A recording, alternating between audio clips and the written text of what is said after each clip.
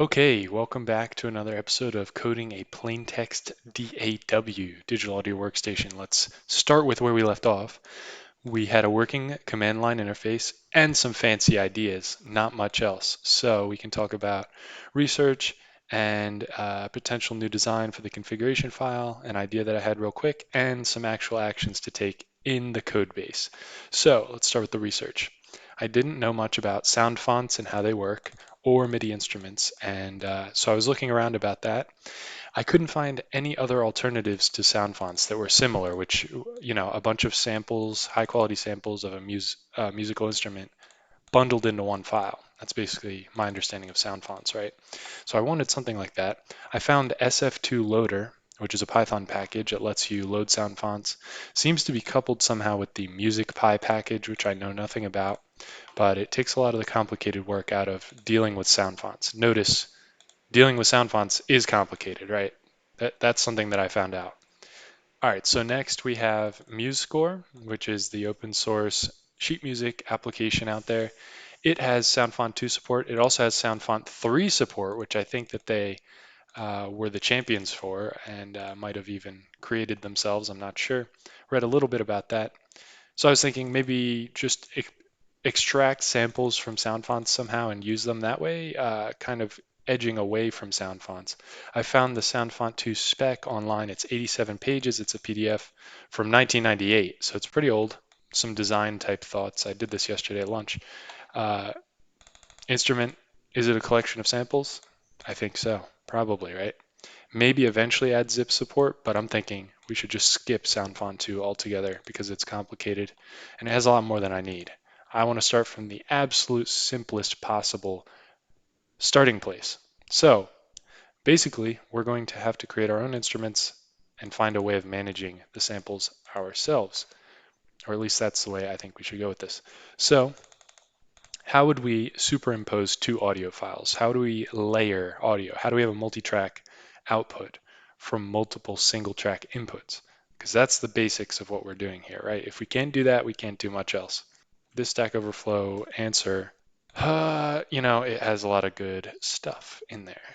So some people are using Audio Segment, which is a library, or PyDub or whatever. I like the ones not Audiolab, but I like the ones that are as simple as possible. The ones using Wave and NumPy. So we'll see if we can get something going with that. So that's all my research for right this moment. And I expanded upon the config just a little bit. So thinking about the relations between the various objects that we're dealing with here, we have songs, patterns, samples, notes, instruments. So what are the relations between these?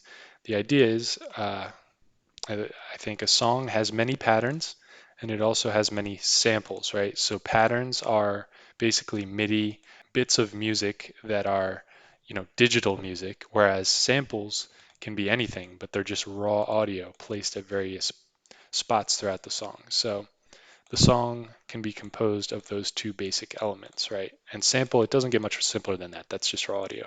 But a pattern, there's more here. What's in a pattern? So a pattern has one instrument at a time. So uh, that's that. And it has many notes.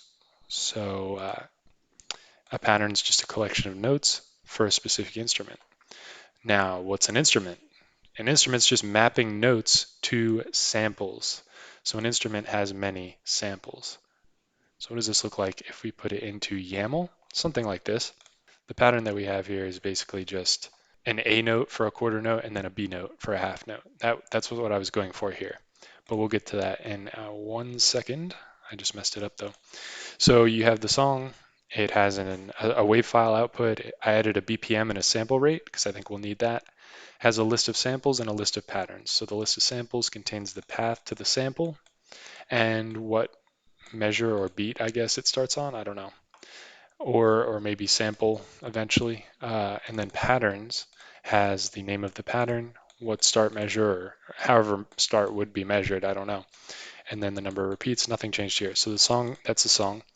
The pattern, we specify an instrument and we specify a list of notes. It has a value and a length. Now, how do we stack notes? I don't know yet. This might have to change. It definitely will still have to change, but we're inching our way closer to something that can be useful.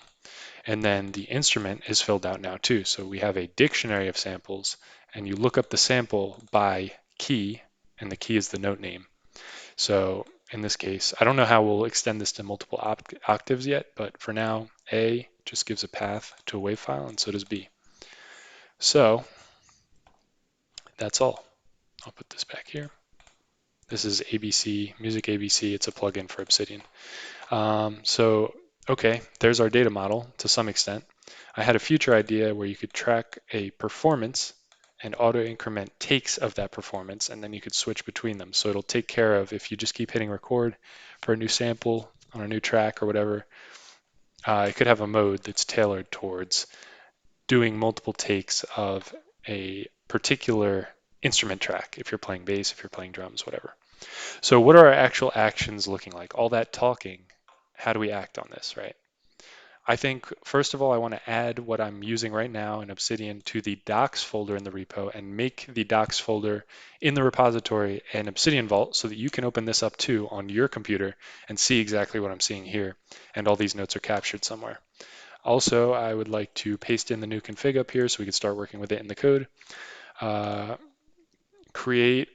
then go through the process of creating an instrument, reading in some of those WAV files, writing a WAV file, basically just copying the raw data for the note into a WAV file output, then try doing it for 2 notes. So now we're actually making a unique output audio file.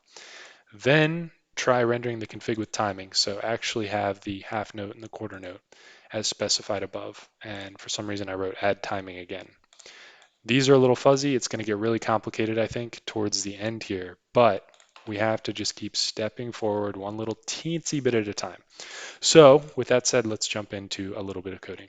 Okay, to start with, I did this just now. So this is actually opening what I have on the left is now the docs folder on this repo. So you should be able to open the same folder as an Obsidian Vault and see exactly what I have here. And it'll be exactly what you see on these videos. The only slightly embarrassing difference is you can see the titles that I brainstormed for the last video, which I didn't use all of them, obviously. So paste commit new config. Let's go ahead and do that. That's really simple. We'll just take that guy, paste it in there. Good to go.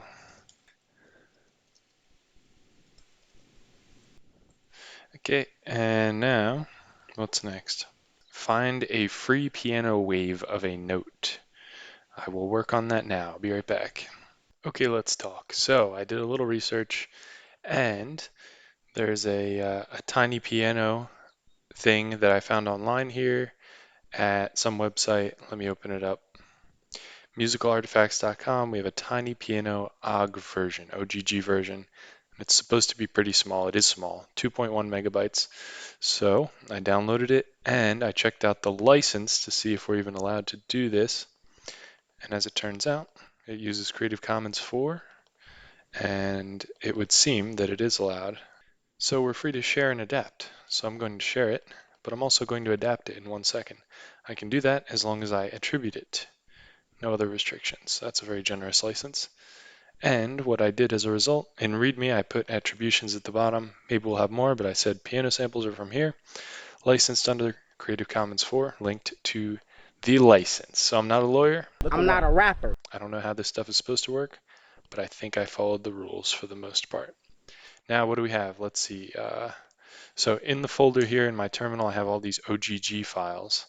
I'm going to make an out folder, and I'm going to work my way up to a for loop to turn these into WAV files, because I don't want to deal with OGGs just yet. OGs, whatever you want to call them. So for each of these files in this directory, so for each file in this directory, let's just start by echoing the name of the file to make sure it's working. Okay, cool. Now instead of echoing the name of the file, let's do ffmpeg. Input is this file. Output is dot dot slash out slash the file name dot wave. And see if that works. No, that didn't work. I guess I don't need the O flag. It'll just figure out what. Okay, whoa, it's zooming. This is a fast conversion. Awesome. So let's see. Seems to have worked. So all these files are a couple kilobytes. So it got a lot bigger, which I was afraid of. When they're raw audio WAV files, it's 11 megabytes as opposed to 2.3 for a tiny piano originally. So what I want to do, let's just listen to one of these, make sure it still sounds okay. It doesn't sound very good, but I guess it'll work. Yeah, it's good enough, whatever. Sounds kind of vapor wavy, but that'll do for now. So I'm going to take all these samples, 30 of them, and I'm going to paste them in to my repos folder. Hold on. Okay, we have it. We've got it. There's a piano folder. It's got the samples there.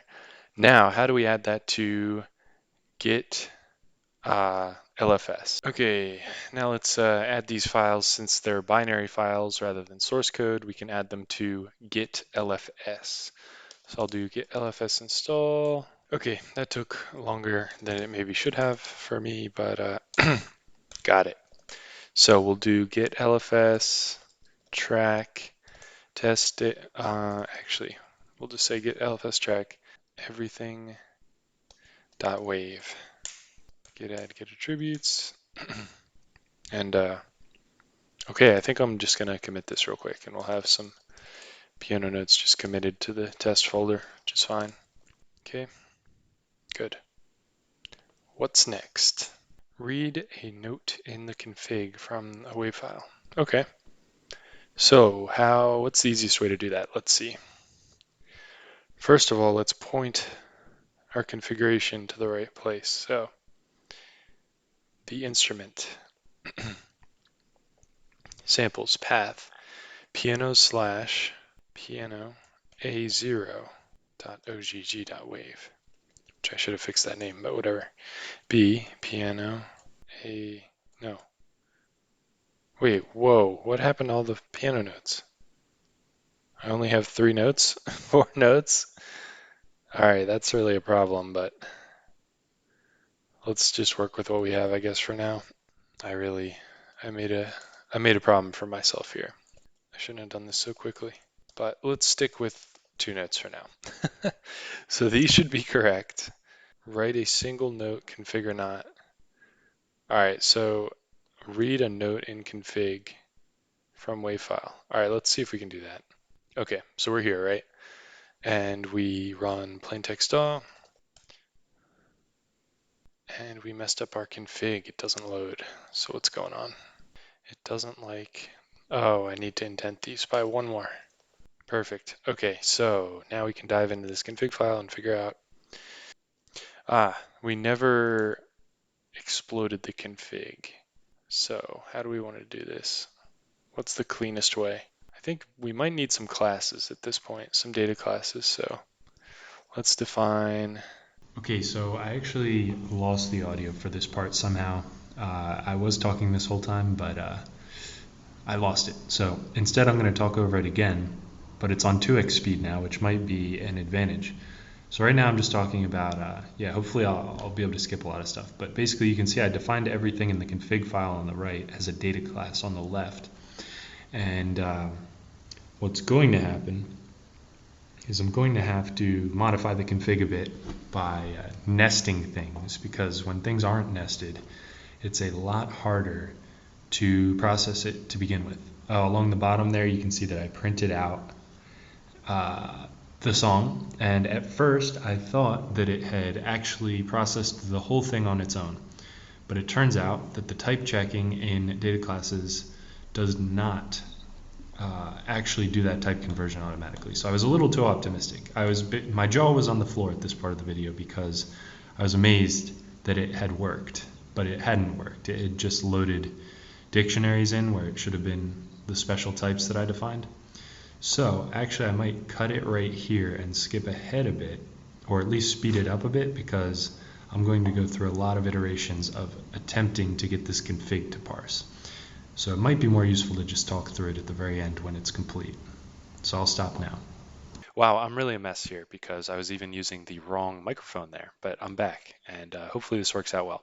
So basically all the code's done now, and you can see I have a section there called hydrate, where I'm turning the dictionary that is returned by the YAML parser into all of those complex objects that I defined as data classes, samples, patterns, and all that. And on the right, you'll see that the config is completely nested under song. Everything is under song. Song has a couple of properties, instruments, it has patterns, and it has samples. So they're all under there. I parse all that, and then I process the notes. And by that, I mean I just iterate the notes in the patterns. So each note in each pattern gets iterated and printed out. And then I was going to try to take those notes, assume that they're sequential, and paste them all into a WAV file. But as I started to look into how that would be accomplished, it looked very complicated. So I didn't do that. And I pushed it off to the next video. So stay tuned for the next video. Hope you enjoyed this one. Like, comment, subscribe, all that good stuff, and bye.